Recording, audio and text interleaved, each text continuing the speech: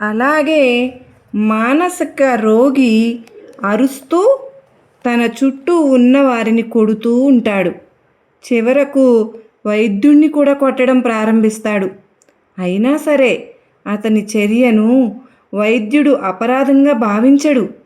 కారణం ఏమిటి అంటే అతడు మానసిక అనారోగ్యం వల్ల అలా ప్రవర్తిస్తున్నాడని వైద్యునికి తెలుసు కనుక.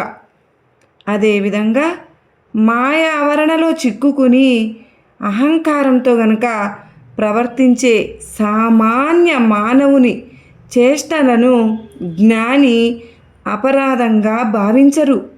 ఎందుకంటే భగవంతుని యందు మనసును బుద్ధిని అర్పించినవాడు దైవాన్ని తప్ప దేనిని చింతించడు, పట్టించుకోడు.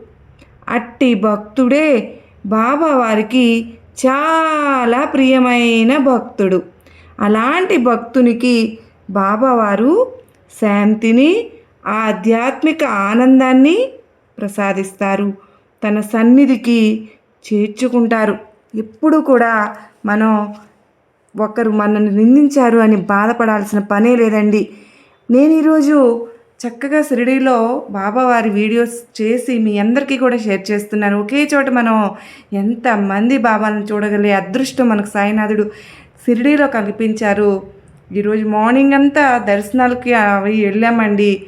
చక్కగా పారాయణ మహాలు అవన్నీ కూడా లోపలే ఉన్నాము, సరౌండింగ్లోనే ఉన్నాము. జస్ట్ ఇప్పుడే వచ్చి మనందరికీ కూడా బాబావారి వీడియోస్ షేర్ చేసి మీ అందరూ కూడా సంతోషంగా ఉండాలి అని చెప్పి మనస్ఫూర్తిగా కోరుకుంటూ సర్వే జనా సుఖినో భవంతు.